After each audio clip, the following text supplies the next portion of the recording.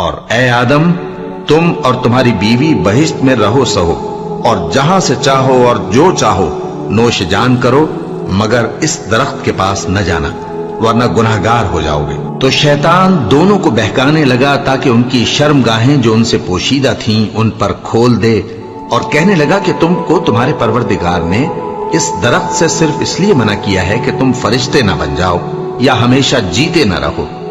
اور ان سے قسم کھا کر کہا کہ میں تو تمہارا خیر خواہ ہوں۔ غرض مردود نے دھوکہ دے کر ان کو معصیت کی طرف کھینچ ہی لیا۔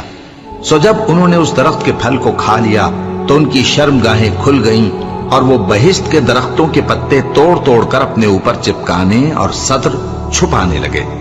اور ان کے پروردگار نے ان کو پکارا کہ کیا میں نے تم کو اس درخت کے پاس جانے سے منع نہیں کیا تھا، اور جتا نہیں دیا تھا کہ شیطان تمہارا کھلم کھلا دشمن ہے؟ دونوں عرض کرنے لگے کہ پروردگار، ہم نے اپنی جانوں پر ظلم کیا، اور اگر تو ہمیں نہیں بخشے گا اور ہم پر رحم نہیں کرے گا تو ہم تباہ ہو جائیں گے۔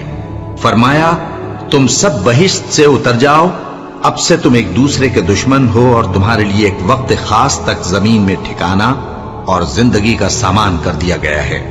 فرمایا کہ اسی میں تمہارا جینا ہوگا اور اسی میں مرنا، اور اسی میں سے قیامت کو زندہ کر کے نکالے جاؤ گے۔ اے بنی آدم، ہم نے تم پر پوشاک اتاری کہ تمہاری شرمگاہوں کو چھپائے اور تمہارے بدن کو زینت دے، اور جو پرہیزگاری کا لباس ہے وہ سب سے اچھا ہے۔ یہ اللہ کی نشانیاں ہیں تاکہ لوگ نصیحت حاصل کریں۔ اے بنی آدم، دیکھنا کہیں شیطان تمہیں بہکا نہ دے، جس طرح تمہارے ماں باپ کو بہکا کر بہشت سے نکلوا دیا اور ان سے ان کے کپڑے اتروا دیے تاکہ ان کے ستر ان کو کھول کر دکھا دے۔ وہ اور اس کے بھائی بند تم کو ایسی جگہ سے دیکھتے رہتی ہیں جہاں سے تم ان کو نہیں دیکھ سکتے۔ ہم نے شیطانوں کو انہی لوگوں کا رفیق بنایا ہے جو ایمان نہیں رکھتے، اور یہ لوگ جب کوئی بے حیائی کا کام کرتے ہیں تو کہتے ہیں کہ ہم نے اپنے بزرگوں کو اسی طرح کرتے دیکھا ہے، اور اللہ نے بھی ہم کو یہی حکم دیا ہے۔